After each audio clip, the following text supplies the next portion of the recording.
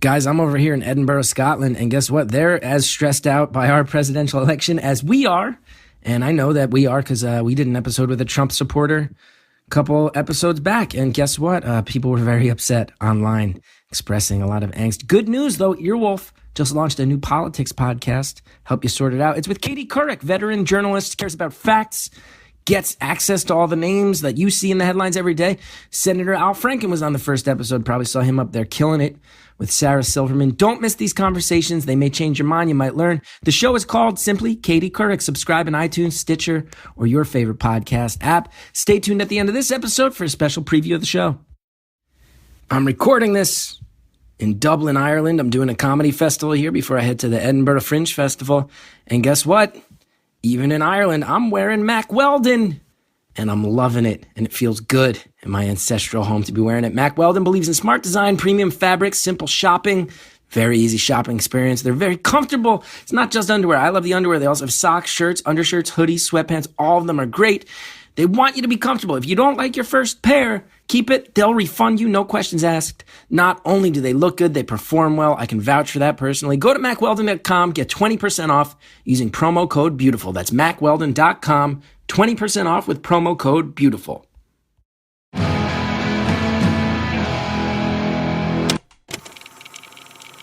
Hello, listeners. Are you individually the best listener? Are you competitive? Is the fire burning bright? This one's for you then. This is Beautiful Anonymous. 1 hour, one phone call.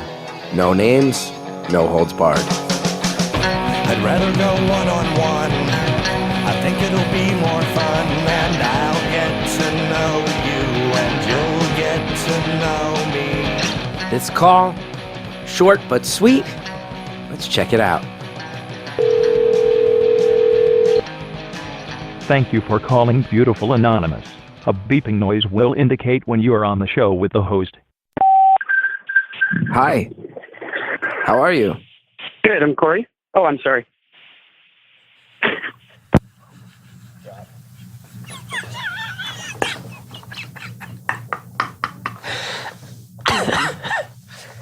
That clearly wasn't the call. Come on, Corey. Corey, get it together, Corey. The name of the show has Anonymous in the title. And before we patched you through, John Delore said, don't say your name. And then you said, okay, my name is Corey was your response. Shortest call in the history of Beautiful Anonymous. We're going to give you a bonus double call. This week, actually, we'll give you the real call, Corey. You choked. You choked. I love you. Thanks for listening, but you choked. Our real call today, I tell you, I always like, one of my favorite things about this show is I get a chance to peek into the world of other people's lives I've never had a chance to leave. You just talk to other regular people, you don't even realize they've lived these whole lives, and their backgrounds are different. And the run of the show, we've heard from people with different religious backgrounds, different life experiences. So excited to talk to an actual professional athlete this round, and to hear how that affects your life long term, to hear how the mindset of getting to that level affects things when you're after that level. And I'll tell you, listeners, if you're out there and you're into soccer and there's a school, if you went to a certain school, no, you're gonna get hated on. So keep listening, because it makes me laugh what school was getting that hate. And enjoy this call. Thank you to our caller. I'm as far away from an athlete as it gets, so I was so psyched to hear about what the life of one is like. Hello? Hello? Hi, how are you? I'm good. How are you? I'm okay. Hanging in there? Yeah. So I want to just up front tell you I have zero creativity. So I think we're clear. Well, that's a breath of fresh air right there. I tell you, I tweeted out the number this week and I said, please, no creatively frustrated people this call. No frustrated creative types. We just get a lot of those, and I appreciate it. Someone pointed out we probably get a lot of them because we tend to do these during the workday, when a lot of people who work from home are probably most available. But yes, thank you. Thank you for not being creative. Yeah, you're welcome. Totally. So I'm actually very surprised I'm on. This feels weird. I'm used to listening to this on my iPhone as a podcast, but here I am talking to you in person. So excuse me if I'm a little tongue-tied at times. No need to be tongue-tied. I'm just some guy who did this. Just some guy who had this idea. Not an intimidating person, I promise. So I was trying to think of something that we could talk about, and I have zero ideas. I guess, I don't know. Is there anything that you wanted to ask? It's an interesting query, isn't it? Is there anything I want to ask a person who I've literally only talked to for 30 seconds anonymously on the phone? I don't know. Like, what's the thesis statement for how what's your life? What's your life about? What's your deal? Oh, I guess that's my question is, what's your deal? My deal is, I think if we're going to get deep early, we got an hour, probably close to 55 minutes now. I think my thesis would be that my life didn't turn out exactly the way that I had planned, or even really close to it. And I think I've struggled with that for a little while, trying to tell the difference between how I wanted my life to turn out and how it did. I mean, it's just night and day, but I'm happy, so I guess I can't complain. Well, that's really where you want to wind up, is happy, right? Yeah. I mean, it's just strange that, you go through high school and college and you have these friends and you're close to them and you kind of go your separate ways. And, I was an athlete for a while, and so I focused on that and didn't get a career right away. And, so then I'm looking at my friends who are in a career that they enjoy, and they're getting married and they're having kids. I'm just kind of like holding on to this dream. And then, by the time I kind of snap out of it and say, all right, I need to get my life in order, I need to figure out what I'm going to do for the rest of my life, there's like slim pickings in terms of finding a relationship and, just having that dream of meeting somebody and going through all the firsts together in terms of being each other's first marriage and, having kids together and the whole thing. So, were you planning to be a professional athlete? Was that the goal? Yes. Yeah. Wow. Mm-hmm. And can I ask what sport? I did. I was a professional athlete for a couple of years. In what sport? Soccer. You're a professional soccer player. Previously. That's cool. That's cool. A while ago, yeah. So, that was something that I had always kind of dreamed about. I mean, initially it wasn't something that we could necessarily aspire to because it didn't exist. And then when I was in college, a professional league came around, and so then it became feasible, and then I did it, and then the league went away for a little bit, and it's kind of like, well, what do you do? They're telling you, kids, this league is going to come back, you're going to play again, but we don't know what's going to happen. So do you move on with your life, or do you say, okay, I need to find something to do in interim and, stay in shape and, try to do what I can? It's just finding that balance. It's you have to make a decision. You can't, you have to go all in one way or the other. And that was just really hard. I feel like I've had to make a couple of those decisions, and it's, it's been kind of disruptive in my life in some ways. Yeah, I can imagine. So this is really fascinating to me. So I want to get some background first before we get up to the present day frustrations. Is that cool? Because you've walked a life experience not many people have walked. To be a professional athlete, and so this league came into existence when you're in college. So just to become a D1 soccer player, extremely difficult to do. Division I athlete. Yes. So you've got this dream to be a pro. That in reality, most of your life, it's not even just a dream, it's like a fantasy because the professional opportunities don't exist. Right, exactly. So then the fantasy becomes a reality. It must feel like it's meant to be. Yeah, honestly it was because, I mean, to back up a little bit, I guess there was always a women's national team, and that was always an aspiration, but there's only, 18 spots on that team, and there's how many, collegiate female athletes to play soccer, to fill those spots. And so it was just a very, it's like, oh, that would be cool if that happened. I'm probably not that good, but if it happens, like, that's awesome.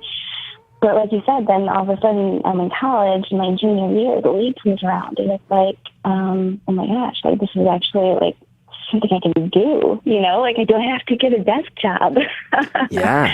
I can actually, like, maintain, like, the thing I love, and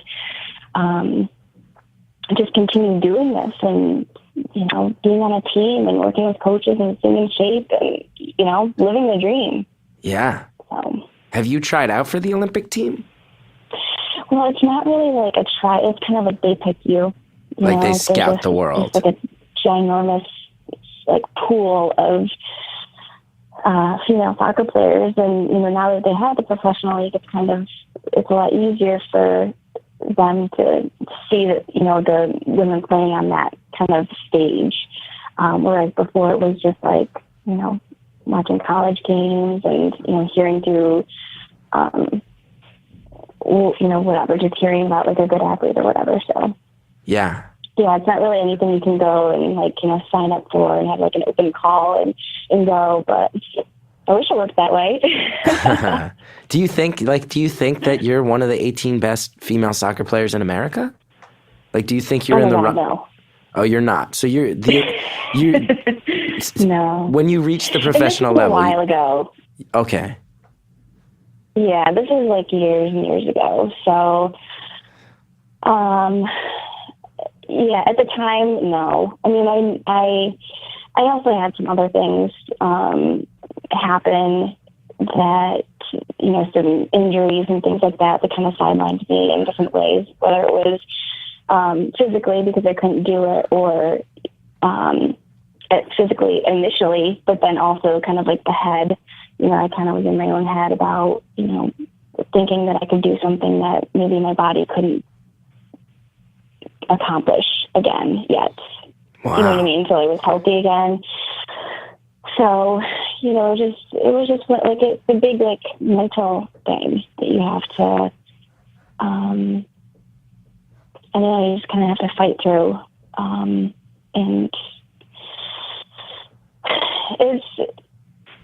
it's so interesting because you're on a team, and when you're playing professional soccer, you're on a team and you're training with these teammates day in and day out, and you're with your coaches every day, and you're watching video, and you're out in the community and you're doing all this stuff. But it's really, at the end of the day, it really feels lonely because you're all fighting for a spot on the team. You're all fighting for a chance to play, and you have to prove yourself every practice. It's not like you go in and they pick the top 11 and then that's what stays. I mean, for the most part, yes, but there are, you gotta fight. And if you're not mentally in it or physically, then it's a struggle.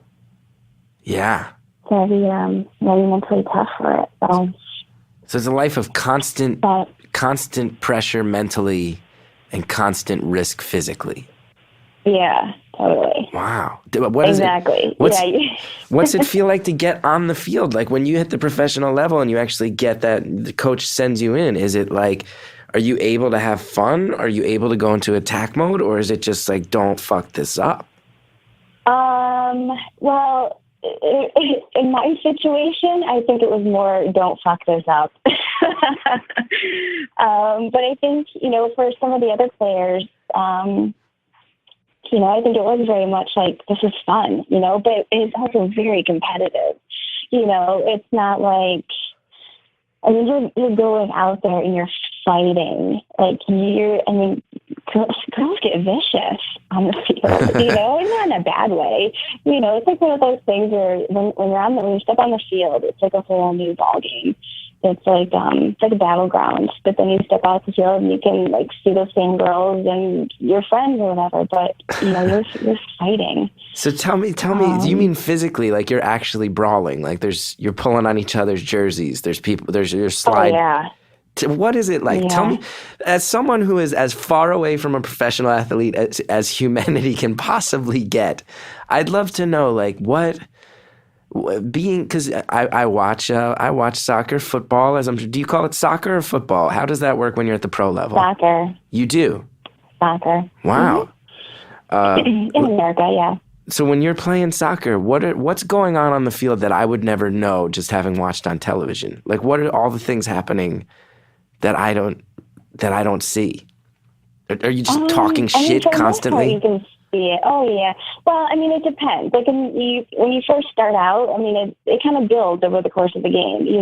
Like if you're marking the same person, I'm a defender, and if I'm marking the same forward who's like coming at me time after time and trying to get by me, and it just becomes a battle. It's like a little like chess game, the whole game. Because you're just constantly always going up against the same person or the same couple of people, and here or there, like they'll stick an elbow out or trip you here or there. Like sometimes it's not even purposeful. It's just kind of it happens that you get pissed off, and it just kind of snowballs through the whole game. And it's just I don't know, and I think to get to that level of play, you have to have that competitive nature. Like you have to, it's like do or die. Yeah. It's like, because you have to have the mentality to do this day in and day out and be crazy enough to do this day in and out. Training for, 2 to 3 hours a day, including like lifting and then video and then for the female athletes, I don't know how it is for like the WNBA and things like that, but like for us, a lot of our time away from the field, we were spending in the community and trying to get people to pay attention to us. So it was a fight. The whole thing was a fight. It's a struggle. But it was also incredible at the same time because, like you had asked, when you step on the field, it is the most incredible feeling because you have all of these, young kids, boys and girls, and their parents there to see you play a game in the city that they live in, and they're proud of you. They're there watching, support you, and they're screaming and they're chanting your name. And after the game, they stay and they want your autograph. And it's like, honestly, if I were to say one of the hardest things, like walking away from soccer, was losing that and losing teammates, like losing that connection with like teammates day in and day out. Yeah, you get to be rock stars. When you're on the field. But it seems like being a female athlete in this country, not always the fairest deal, I would imagine. Being like a college athlete, so much focus on football, right? And then basketball. Yeah. And then it all rolls downhill from there. Yeah. It's a bummer. But, we're not doing it for the notoriety, if you will. It's in the beginning when I was in high school, it was a way to get a good education. And then when the league came around, it was like, oh my gosh, like it's a way to not have to go to work. Yeah. What conference? Can I ask what conference you played in college? I don't know. I feel like I might be doing, maybe not anymore. At the time, I was in the Big East. The Big East? Oh, yeah, and the Big East has fallen apart, much to my chagrin. Yeah. I was a big fan, big Seton Hall Pirates fan, Seton Hall basketball, Isaiah Whitehead, now a member of the Utah Jazz, as of last night, got drafted. Okay, so you're one of these Northeast Catholic powerhouse schools. That's cool. So I understand. But to be in the Big East in any sport, you're no joke. This This is not, you're not playing in some weird little conference. You're a for real athlete. That's amazing. Do you ever get a red card? You ever get a red card in a game? Are you a bruiser out there like that? Are you an enforcer? Not in college. When I was surprisingly, like, in middle school, I got a red card. In middle school? No, I got a lot of yellow cards. Yeah, I know. I was kind of a bruiser. What do you get yellow cards for? Just hard tackles. Occasionally trying to slow down a game. If you're winning by a goal, and you just want to slow down the game a little bit because it's getting kind of feisty and you don't want the other team to score. You kind of, kick the ball away or, things like that. So kind of stupid things that I would get pissed at. So you're very clearly a very nice person on the phone, but on the field, you're an enforcer. You play dirty. Did the coach ever tell you go out there, do your job, and you knew what that meant? I mean, that's what all of us did. That's just what you do. You just, like I said, it's like, once you're in the arena, you're just a different person. You just, like a switch flips and you're just, it's game time. And you do whatever you have to do. I mean, within the rules for the most part. For the most part. I love this. I love you slipped in. You say you do what's in the rules, and then you quietly slip in for the most part. That I wouldn't.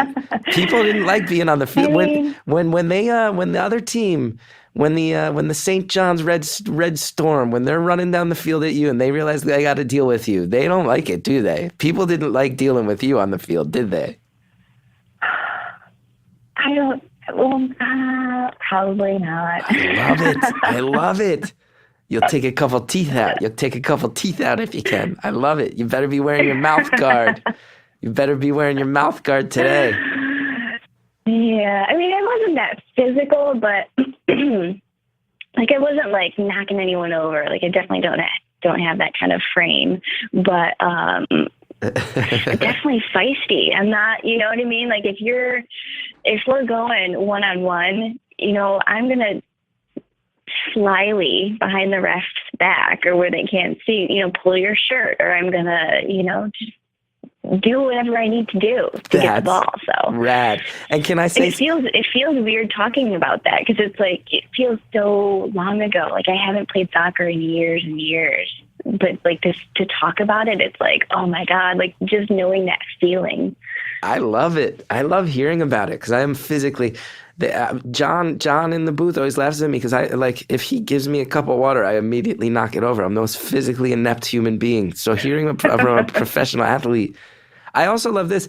I love that you said, I was like, you're like, take anybody out, this and that. And you were like, you said like, well, no, I never took anybody out. But you didn't say, I'm not that type of person. You said, I don't have the frame for that. Tells me you would have. If you were totally. If you were a little more broad-shouldered, some people would have eaten some more turf in your day. I'm going to go ahead and call a yellow card on this conversation so we can pause it a second. I think yellow cards do that in soccer, not 100% certain. But look, we've got some advertisements, some kind sponsors who help make this show happen. We've got the best sponsors here, baby. The competitive Firebirds, Bright. We have the best sponsors. Check them out. Guys, I'm a very vocal proponent of therapy, mental health treatment. I think everybody needs to take care of their brain health. And I tell you, therapy can and should be affordable, confidential, and convenient. And this is exactly what TalkSpace is. Only with TalkSpace do you get unlimited messaging to your dedicated, licensed therapist for just $32 a week. I can say as someone who's been in therapy for many years, that is a deal. Join over 300,000 users who already know that with TalkSpace, you can text, audio message, or video message your therapist as many times as you want without having to wait a week for your next appointment, because with TalkSpace, your therapist is always in your pocket or on your computer. Now, you can even schedule a live video session with your therapist right from your smartphone. Visit Talkspace.com/beautiful for a special $30 discount off your first month, or download the Talkspace app on the Apple or Android App Store and use coupon code BEAUTIFUL. if you're out there, you're thinking about therapy, I highly recommend it. People in your life, if you feel like they need it, you want to have that conversation, let them know about Talkspace. Talkspace, therapy for how we live today. Today's show is sponsored by Howl.fm, which is like Netflix for podcasts. The Comedy Bang Bang Live Tour back on Howl. Scott, Lauren, PFT sharing their favorite moments from the stage, stories from behind the scenes, and new stops of the Comedy Bang Bang Live Tour. Montreal, Australia, Comic-Con, and all sorts of other Comedy Bang Bang specials. 42 of them, in fact, and exclusive access to all kinds of stuff. Mini-series, documentaries, albums. If you haven't signed up for Howl yet, you can use code BEAUTIFUL when you check out on Howl.fm to get a month of Howl Premium free after your full month of free trial. It's only $4.99 per month. Get all that content. Redeem your promo code. Make sure you create your account on the web at Howl.fm. Enter code BEAUTIFUL at checkout. That's HOWL.FM. Promo code BEAUTIFUL. 1 month free trial. Howl Premium. All right. Let's get back to the phone call. Game on, as they say in the world of sports. If you were a little more broad-shouldered, some people would have eaten some more turf in your day. Yeah, well, I mean, there was definitely people that I went up against, and I was like, I cannot get by this person, or I can't stop this person. And I just wish that I just it was a little bit bigger, or a little bit more, even a little faster, or whatever. Yeah, like there were people I wanted to hit hard. Is that bad? No, it's awesome. That's awesome. I love hearing it. I still to this day, like, my boyfriend will bring up, like, he'll like mention a college that was one of our rivals, and I still to this day can't stand the school. I'm like, I cannot even. I bet I know it. It just reminds me of those days. I bet I can guess. And this is not treading on anonymity. Knowing I'm a big fan of the Big East. I grew up in North Jersey. Like, all we cared about as kids was the Big East. I bet, here's my guess. Yep. Based on hearing that, you either went to Syracuse or Georgetown. True or false? Did I go to there? No. Because those are the two Big East schools that hate each other the most, right? Yeah, and I'm not necessarily saying like it was a big rival for our school, but for our team, it was just nice. Those specific girls that were playing were just hate the worst. You have hate in your heart. They were the best. They were incredible. That's why we hated them so much. They were so good that we just it just pissed us off, and like that was the game that we got amped up for every year. Oh. That team must have been facing every game they played. I know my old school is apparently Rutgers. Rutgers ladies, Rutgers, the women's soccer team, I think, is one of the best out there right now, from what I hear. Yeah. Yep. Yeah, they had been doing a lot. Actually, we played them quite a bit. Yeah, I'm going to imagine. Big East. They used to have Carly Lloyd, hero to millions, Rutgers alum. Yep. I know. So now you're saying, I can imagine, thank you for indulging me on all that, because I can imagine, like, to be an athlete at that level, I mean, from a very young age, you must have been all consumed by this. And I would imagine a lot of pressure on you from other people around you to focus on this. And then it gets to a point where, well, now there's nothing left to focus on. I can imagine, I hear what you're saying. Like, what do you do after that? Yeah, it was that. I think that was one of the hardest parts for me was coming home and stuff. And so when I was playing soccer, even when I was in college, I went right from college. I actually didn't finish my senior year and left to go play soccer down where I was. Wow! So you got drafted you left school early. You're a badass. You're badass at this. No, it was just the way that it happened. It just started before the senior year finished. And then I went back after the first year. I played and finished school. But my point is I spent a lot of time away from where I grew up. And it just felt like every time I came back home, the questions were just always, not how are you as a person? It's how's soccer? How is this? How is that? With your team, like, what are you doing? You know what I mean? Like, everything was just so focused on that part of me. And, not that I ever questioned how my family felt about me, or friends, but, it's hard when you pull away from it and, like, that's your identity to them, and you just want to stop. And, when you're playing at that level and you just stop playing. People expect you, like, oh, are you going to play, co-ed, or are you going to, just playing league around here? And I'm like, no, because I would probably rip everyone's head off on my own team because I'm pissed off and competitive and they don't give a shit, and it's just like, no, it's not worth my time. And you can't say that to people, but like, that's how you feel. Like, I want to win, and you guys just want to come here so you can go to the bar afterwards, and I would have me. Like, I know, like in New York, there's like local soccer leagues, and it's like people go to like be social, and like there's one of them that's like a notorious, like people go there and you wind up finding, like it's a dating pool, like it's a pickup scene. If you wound up in one of those leagues, like a casual city league, you'd be like the Michael Jordan of that league from day one. No one would have fun playing with you. No, I wouldn't say that, because it is a team sport. I think more than anything, I'd be frustrated and I would yelling at people, horrible, because I'd be, you're kind of in a way dependent on the people around you, and if they don't give a shit, and if they're not trying hard, or if you, work your ass off to win a ball and then pass it to somebody who's not paying attention, or you know what I mean? Like, it's just, you're only as good as the people around you. So casual soccer league for you, you'd be like up in somebody's like 0% face. 0% of soccer to me is it's casual. Wow. So you'd be like up in somebody's face, like, I'm not here to find a fucking boyfriend. Pass the fucking ball when I tell you to pass the fucking ball. Like, you'd flip out. You would. I mean, I wouldn't flip out. I just wouldn't go the next time. It would just, I'm a very quiet, like I keep it inside. Like I won't yell, but I just will, respectfully decline next time. Sure. But I know what's going on inside. You've showed your hand to me here on this phone call. Just judgment and rage. There's a fire burning. Judgment and rage. Total judgment. It really is. And that's what I hate. Like, it is like, why aren't you as competitive as I am? Why don't you care? Have you found new outlets for your competitive side in real life now? I just work out a lot. You work out a lot. So it's just my, competitive with myself. Your friends, like, this workout has to be as good as last time. Like, when your friends invite you and your boyfriend over for a board game night, are you just like, no, don't. You don't want to do that to yourself? No, my brother's very similar to me, and we cannot, like, we've been basically banned from playing board games in my family. Each of us individually and together is a definite no-no. Like, there are fights. So like, when balls over Monopoly. When you and your brother play a game of checkers, is it just like the least fun day in your house? Is that the type of thing that can like ruin a whole Christmas vacation for your whole family?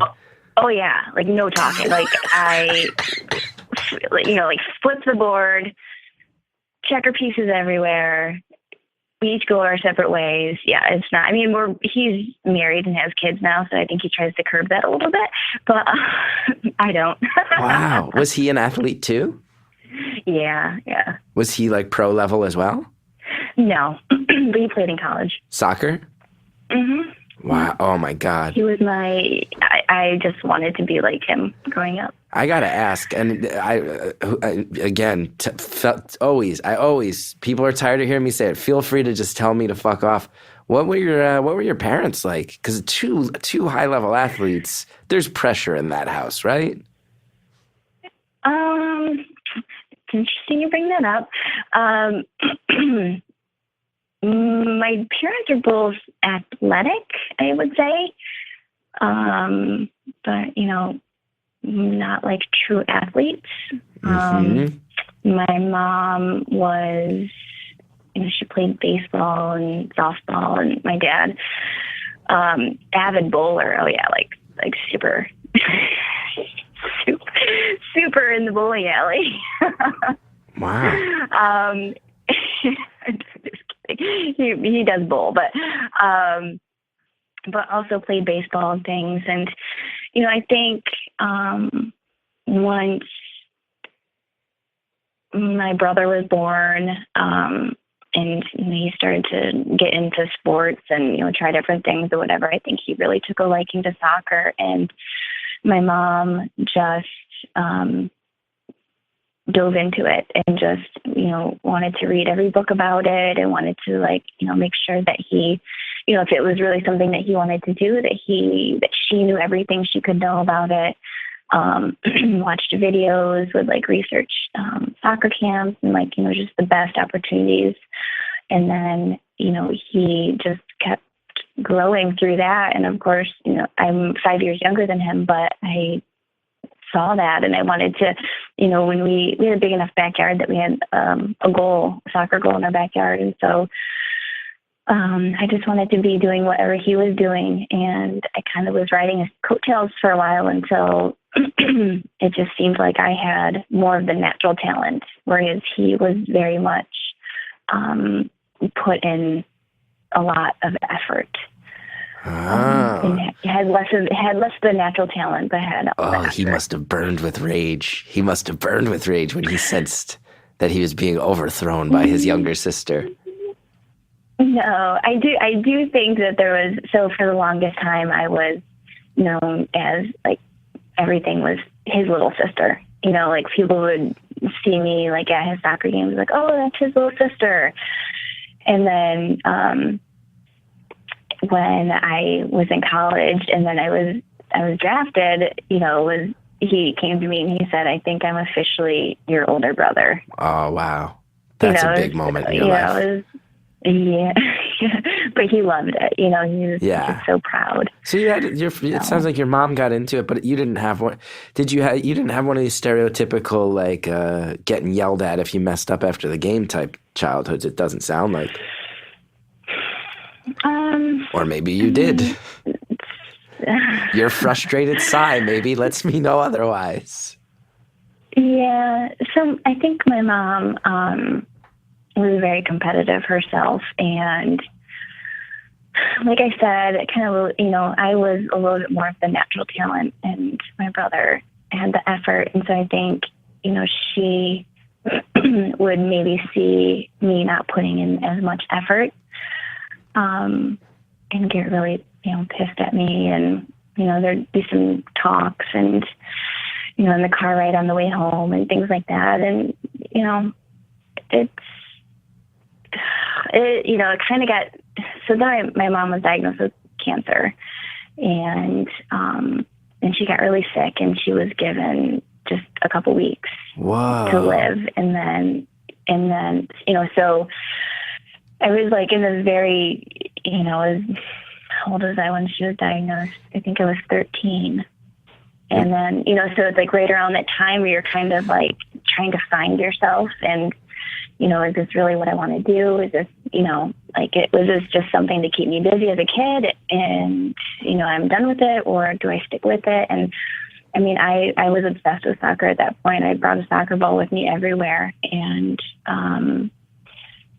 just my mom getting sick was a huge shock. And she passed away? She did pass away, yeah. Oh, I'm sorry. She survived for 2.5 years. Yeah, so they gave her a very short amount of time, but they kept giving her. It was a very rare type of cancer, but they kept giving her kind of.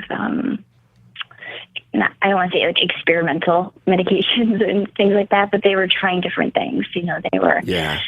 They kind of knew it was terminal, but they were trying to do everything possible to keep her alive and healthy or happy, at least comfortable for as long as possible. And and so that was, I knew how much she enjoyed watching me play soccer, and just was so happy when she was out at the soccer field and.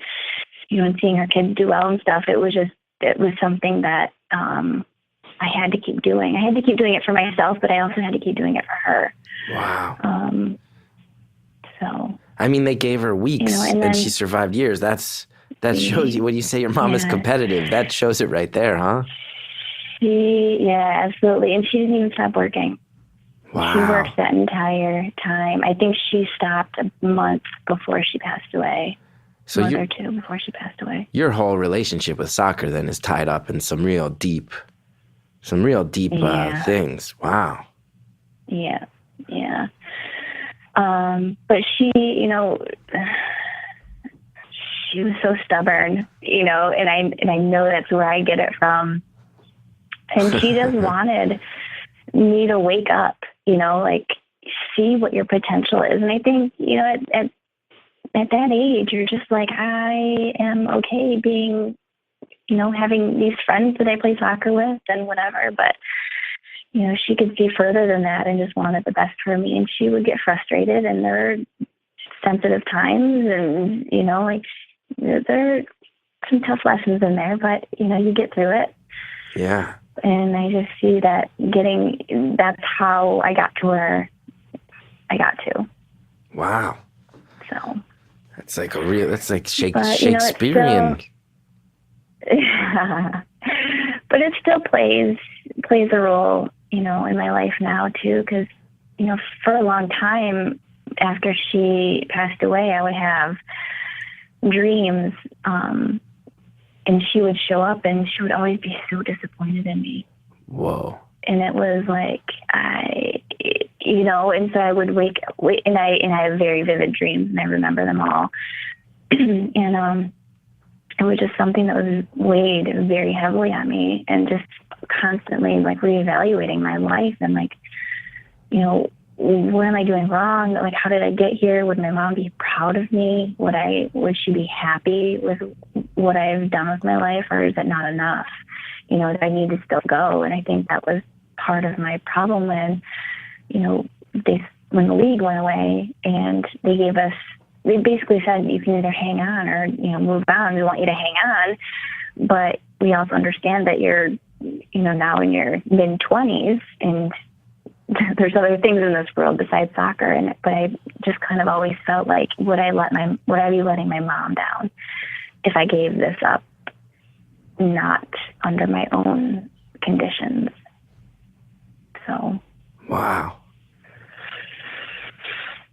That was tough. Let's take a break from talking to this professional athlete and remember that I am a professional podcaster, which means that we have ads and sponsors, and I thank them all for helping to make this show happen.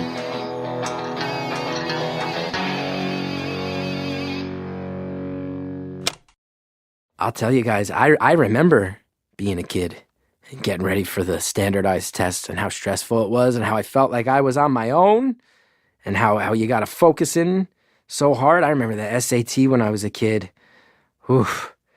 I'll tell you, Magoosh, they don't just deal with the SAT or the ACT. They have all sorts of exams, the GRE, GMAT, LSAT, all of them. Magoosh provides online test prep for all of those I just mentioned, as well as the TOEFL and Praxis, things I am too uncultured to even know about. It can be hard to find the time and money to prepare for standardized tests. Magoosh offers a better solution, affordable and effective test prep that's 100% online. You can log in anytime, anywhere on your computer, your tablet, your phone. They make it really easy. You get to study when you want, where you want, and if you get stuck on a problem or concept like I always did with math, I hate math, Magoosh offers friendly email help from their team of expert tutors. Magoosh's complete test prep starts at under $100. And they guarantee you'll improve your score or they'll give you your money back. Join the 1.5 million students who have chosen Magoosh. Go to magoosh.com. That's MAGOOSH.com right now. Get 20% off with code BEAUTIFUL at checkout. I hope everybody uses this to do a little better on their test, take a little stress off the shoulders. Very, very much wish that I had something like this when I was a kid. Thanks, Magoosh, for your support. Prep smart, go far, enjoy the ride. Let's get back to the call. Soccer has that weird thing with the extra time. I never quite understood how they sort that out. No extra time in this call. We get an hour, and then it's done. So let's go. Let's get to that final bell. There's other things in this world besides soccer, but I just kind of always felt like, would I be letting my mom down if I gave this up, not under my own conditions? So. Wow. That was tough. That's like it's like a real origin. There's like a real hero's journey. Like you had like a Joseph Campbell-esque journey through soccer. Well, I don't know about that, but you know.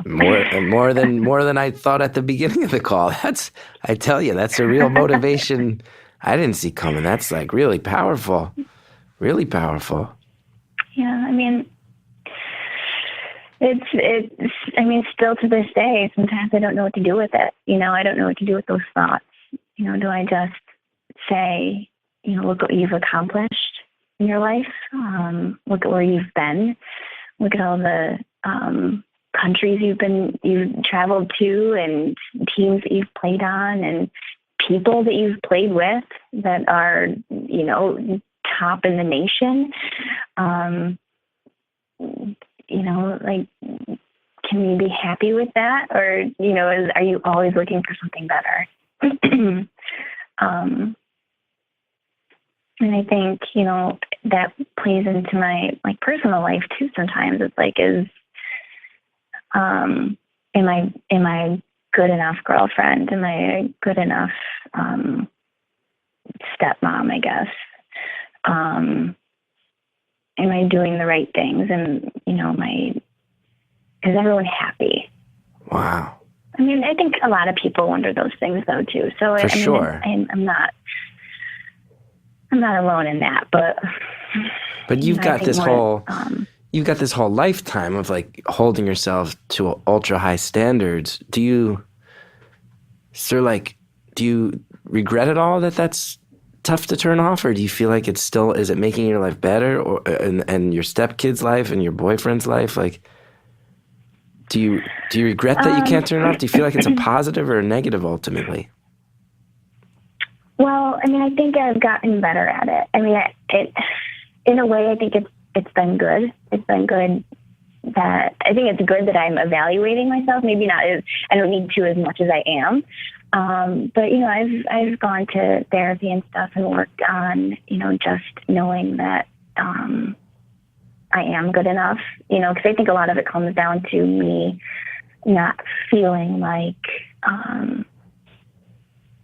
I'm good enough or I've done all that I can do. But, yeah, just knowing that I don't have to try so hard. You know, sometimes you just don't have to try that hard. And sometimes I'm trying too hard, and it makes things more complicated, and it makes me more on edge. So I think that part of it, the therapy for that, has really been the most helpful for me. Yeah. But as a soccer player, it was definitely good to have that. You need to be better. You need to train harder. Well, I feel like I feel like our lives do cross over there a little bit, because I know as a comedian, I always had that feeling of like, you know, if I'm not the funniest guy in the room ever, so I better be working harder than anybody in the room. I better be doing more shows, more interesting shows, try to do cooler stuff than anybody else, try to make sure that it's known, like I'll take bigger risks and I'll commit harder and just work harder. And that's what makes me happy. But I tell you, when I got married, I was like, no, you know what really makes me happy is like, I get to go home, hang out with my wife. She's nice. She's really nice to me, very kind. And that my priorities have really adjusted. But I had to reconcile, like, am I like letting some of my fire go, and am I okay with that? And I realized it's actually just different motivations. They're not gone. The fire's less obvious, but it's just burning for different reasons and in different ways, you know?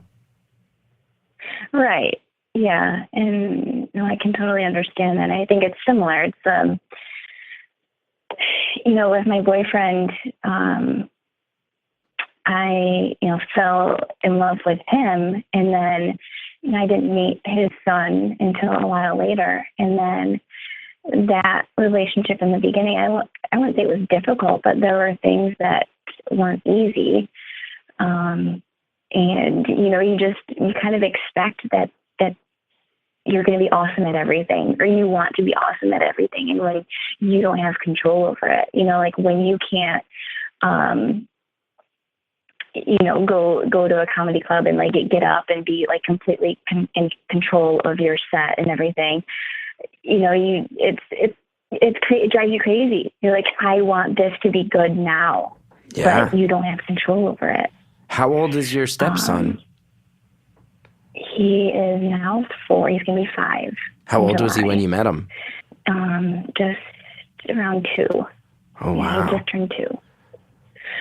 Yeah. So I absolutely adore him, and our relationship is great now. I just, it's difficult. Like I was saying before, it was like, all my friends were moving on and getting married and having kids and stuff, and I felt like I kind of missed the boat. And so, it's like, well, my boyfriend's been married before, so if we get married, it's not our first together. And if we have kids, it's not his first. Right. You know what I mean? Like, and it's just, you kind of feel a little bit like second fiddle. Like you're not going to be top priority. Wow. Maybe there's already somebody in first place, And so I think that was really hard for me to reconcile and say, it's not about me against his son or him or, anyone else in his life. You know what I mean? Yeah. No, I completely hear you. It's really, I would imagine, I've never heard being married to someone previously married described that way, but I would have to imagine that feeling comes up for a lot of people in general. When you say it, it makes total sense, let alone you, someone who's trained your whole life to really lock into being competitive, to have to turn off the competition with like a 2-year-old kid or with an ex-wife who's like theoretical. It must be tough to have to turn that off when you. Sounds like training to be competitive your whole life will have lifelong effects that you have to you just every day have to constantly gauge. Yeah. Are you just like when you go to the grocery store, like when you're heading towards the checkout aisle, if you see someone else heading there, you're like, no, I'm getting there fucking first. Like, I will get there before you. Do you have like little moments? Do. You do? I do. I'm a social justice warrior for sure. Like, things piss me off. Like, if you're not doing it right, don't do it. You always get the best parking spot, huh? Oh my God. I am such a fire. Like, anywhere. Like, people just do stupid shit. I just want to call them out on it all the time, and I have to bite my tongue. Like, and luckily my boyfriend's with me a lot of the time, and I just turned to him, are you fucking serious right now? That's happening. You know what I mean? Like, it's just, people suck sometimes. Oh, yeah. And, I mean, I'm a total introvert, and I think the world is just mysterious to me in general. And, like, if I could have it my way, I'd be living in a house in the woods, close to a grocery store, though.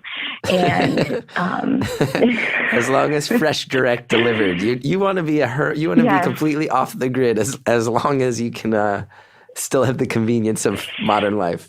Right. Like, I don't want to be secluded necessarily, just secluded to other people who annoy me. I'm going to go ahead and say something here. I don't even want to say that. This is one of my favorite calls we've ever done. I'm going to tell you, this is one of my favorite calls. Yes. So if you're getting competitive, because I know you're in your head. Oh my God, I can check that off my bucket list. And you're in your head this whole time. You're in your head this whole time, like, I want him to think I'm better than all the other callers. I want this to be the best call. I want this to be the best call ever. Yes. Now I have to listen to all the rest of them. And if you ever say to somebody else, I'm totally going to call you out on it. If there were other callers next to you right now, you'd be getting yellow cards for elbowing them out of the way. Oh, yeah. Oh, yeah. Kicks to the shin, the whole thing. Yeah. Now, is your boyfriend athletic? Is your stepson athletic? Yes. Both. Mm-hmm. You said that with a twinge of regret, an audible twinge of regret. No, it's excitement. Yes. Like, thank God. I don't think I could be with somebody who wasn't competitive. Yeah. Wasn't at least on the crazy competitive spectrum in some way. Was your boyfriend like an athlete of a college level like you, or just in general he's a competitor? Yeah. He was? Yes. Oh, what sport? Also soccer. So your stepson will play soccer. Your stepson is going to play soccer. I actually don't, like, he has some interest, but I'm not sure yet. We're just happy that he's a lefty. Wait, why? Why? What do I not? It's so much better. It's so much better in soccer. I mean, you just, yeah. Right. Because I play. He's not even 5 yet. Is it like I play basketball very casually? I'm not comparing my athletic experience to yours at all. I'm terrible. I'm the rec specs guy. But if someone is lefty and they dribble with the left, defending it, you're just not used to it. It's a pain in the ass. Is it that type of thing? Like his just instincts will be like defenders will have a bigger time. Oh my God. Yeah, it's different. You can swing the ball in a different way. You can play on the left side of the field. If you ever watch soccer and you have like a righty who plays on the left, like they're constantly cutting in. Yeah. So they can have the ball on the right foot, and it's just. I mean, the best thing that could happen in this kid's life is if he plays baseball, right? Can we just admit? Honestly, we had him out in the yard the other day, and he had this little, like, pea, and he just opened, like, he got a brand new, like, wiffle ball bat kind of thing, and he was cracking them, like, out of the yard. And you loved it. You loved it. Yes, there were lots of videos taken. You loved it. But this kid, like, it would be great for this kid to play sports, but if he plays soccer, oh my God. Your boyfriend was a college player as well? Was your boyfriend a pro? No, but he's definitely still in the game. He coaches. This kid better play any other sport. What if your stepson gets really into like Magic the Gathering? What if he gets really into D&D like I did as a kid? What if all he wants to do is have his nose in comic books and watch pro wrestling like me? Oh my God. Oh, I don't know. It's like nails on a chalkboard. I think the house will be in mourning. Oh God. I can't think about it. You can't. So the idea We'll support him whatever he wants to do. Hold on though, because I just described myself. And your response was that it would be like a nightmare scenario to raise a child who I just described myself. And you said, we'll support him whatever he wants to be. I described me. We support you too. Thank you. If you so were our much. child, we would support you. Oh, if I was your child, that'd be the biggest disappointment you ever faced. No, you know what? He's such a sweet boy. He doesn't have, at least yet, he doesn't have the competitive fire yet. Even on the playground, he lets everyone else go first. And, he wants everyone to be happy. And he likes to sing, like he's just the sweetest little boy ever. But he is an incredible athlete too.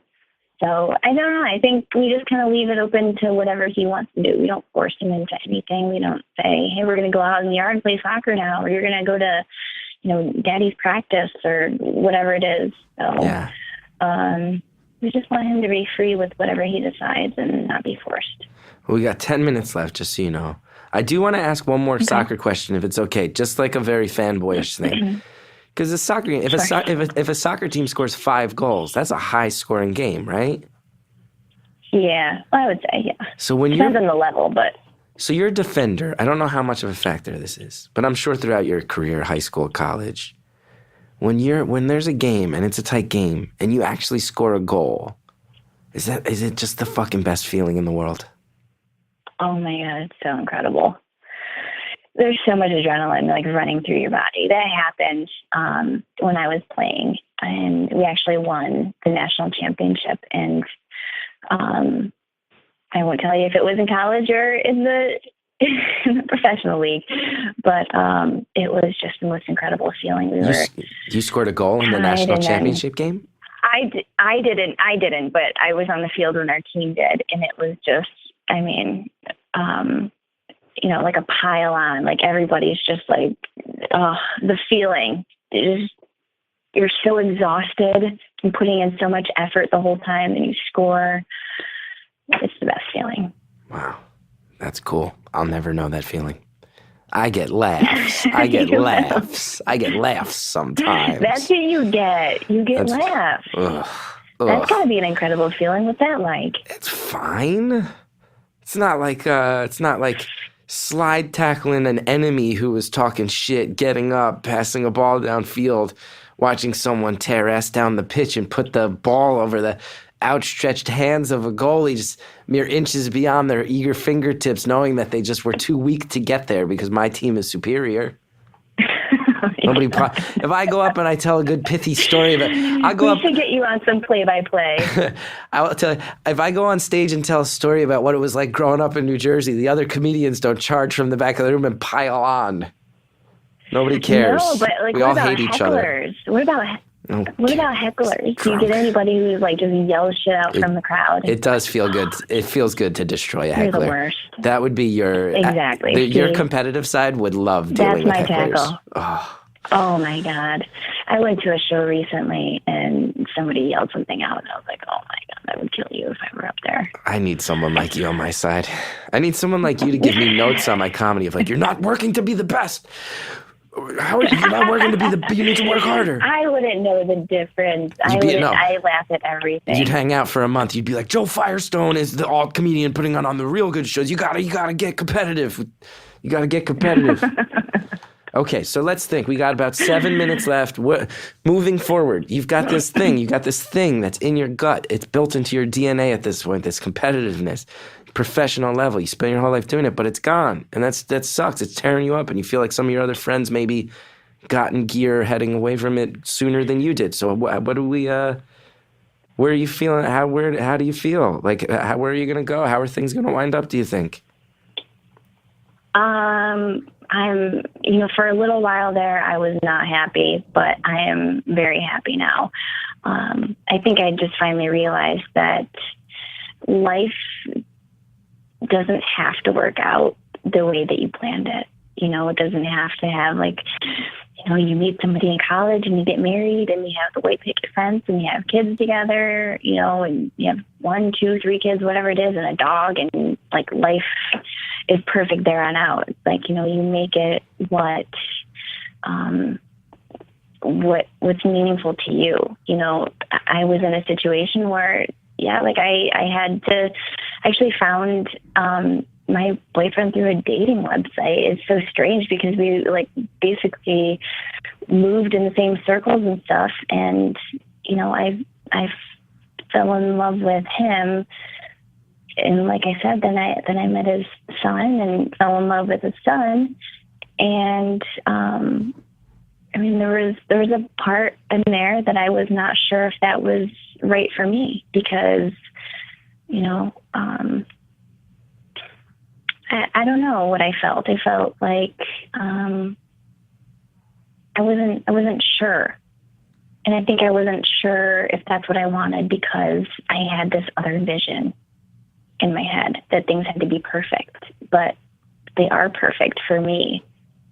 And I'm so happy, and I love every second that we have his son with us, and I love where we're going. We're not engaged or anything like that, but I honestly don't even see that as a factor at all. I think about our life together, but I don't think I need to be married in order for this to happen, or anything needs to be official. I'm just, I'm present, I'm living in today, and I'm just really happy with it.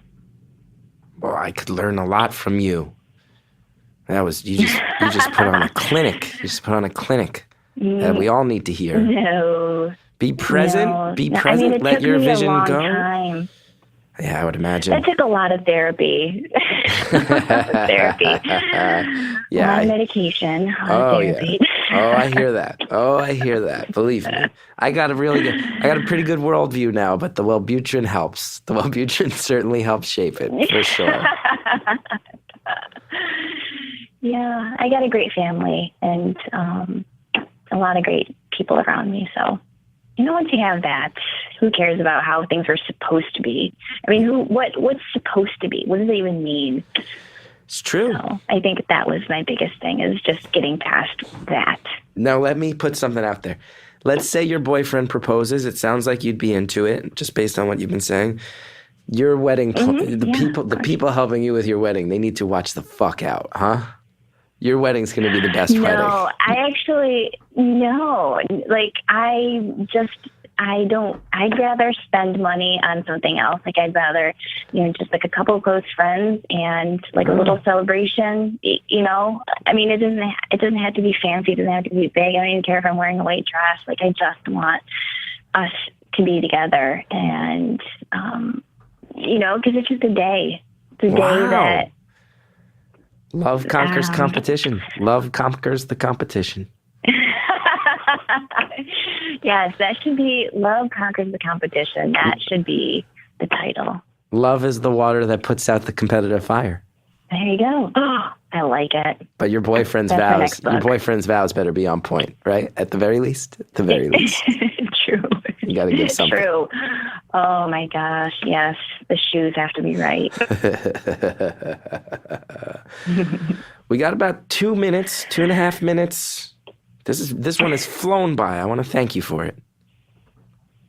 No, thank you. This was awesome. I mean, my heart was racing, like I said, when you first picked up, and then I was like, oh my God. No. So, I was way into it. I was way into it. Here's another last minute soccer question. Sorry to keep looping it around to soccer. I don't want to be one of those people in your life who keeps bringing it around to soccer when you're a well-rounded person. Did you play with anyone who is on the Olympic team? Yes. Oh my! Yep. You're a fucking badass, huh? You're a badass. No, not at all. You are. You're a badass. Yes, you are.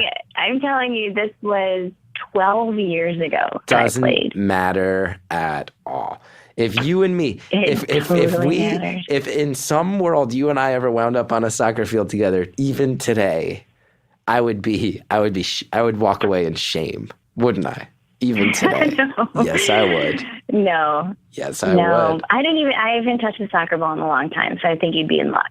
Oh, yeah? I haven't touched one since about 1990. I'd be in luck. There's no way. You'd cream me. You'd wipe the floor with me. Wipe the floor. No, not at all. Well, this was awesome. Thank you so much for picking up my call. Please, thank you. We got a minute left. You want to talk shit about that college team you used to hate real quick? You want to send a message out to them? Oh my God, I hated them so much. Who was it? Was it DePaul? But I ended up playing with a couple of them in the professional. Oh, did you just talk so much shit? Oh my God, it was the worst. But then I had to be friends with them. But it was awesome. They're awesome people. So it was just mostly that vision of this other team that you. What school? What school was it? Give me that. What school was it? What? I can't tell you. I can't. You can't? Why? What an Notre Dame. Fuck Notre Dame, the Fighting Irish, man. Fuck that, man. Look at those guys left the Big East for the ACC of all places. You're going to tear apart my Big East for the enemy, the ACC? I know. No, thanks. I know. But you said your school left the Big East too, right? Maybe. Wow. A stickler for the anonymity. A stickler for the anonymity. It's about to ring. Thank you so much for the call. This was a great call. Thanks for letting me know about your fascinating life. All right. Have a good day. What a pleasant call. What a pleasant glimpse into the psychology and the life of someone who has accomplished things that are totally different than the things I have the physical and mental ability to accomplish. Caller, thank you for that. And everybody, let's think. There was nothing heavy, nothing. Some things that were heavy, but nothing dramatic. Just a real look at an interesting life and the repercussions of it. And caller, I hope that that stress of figuring out why your life is different than your previous dreams continues to sort itself out. What a great, pleasant call. Thank you for that. And I want to thank everybody for listening. I want to thank everybody who has subscribed and rated and reviewed this show on iTunes. It really helps so much. And, we're sticking in the charts really nice, but I want to stay at the top, baby, because I'm competitive, just like our caller. If you're competitive like our caller and you want this show to be the best, if you think that real conversations with regular people have validity in this world, then rate it and we'll stomp all those other podcasts like that soccer player. I want to thank the Reverend John Delore. I want to thank Greta Cohn. I want to thank Shellshag for the intro music and all the music throughout the show. Great group. If you want to know more about me, thechrisgethardshow.com for my TV show, chrisgeth.com for my touring dates. I'm going all over the world, guys. Dublin, Edinburgh, Scotland, doing the Fringe Fest. I'm going to be there. I'm also in a movie this summer, Don't Think Twice, written and directed by the great Mike Birbiglia. It'll be spreading all throughout July and August. It's showing up all over the U.S., so check it out. Find a screening. Support it. Cool stuff. We'll be back next week with more Beautiful Anonymous. Kiss me face to face.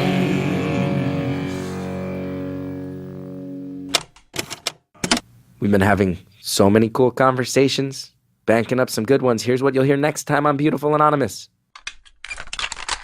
All three of my brothers are Pentecostal ministers. Come on. Every male member of your family for 3 generations has been a Pentecostal minister.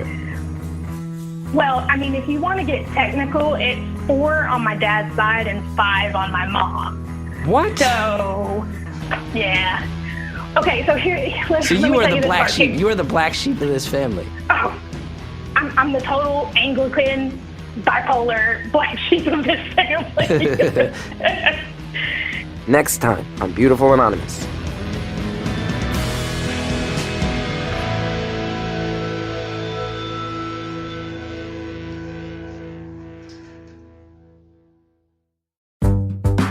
My name is Katie Couric.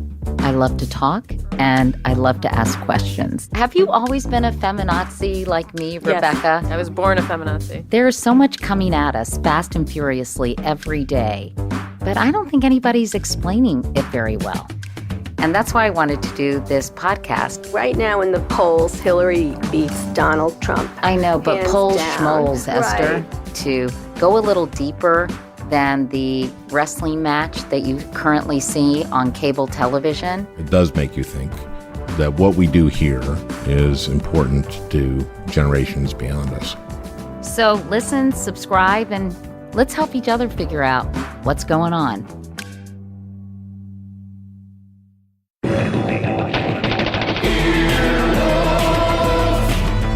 This has been an Earwolf production, executive produced by Scott Ackerman and Chris Bannon. For more information and content, visit earwolf.com.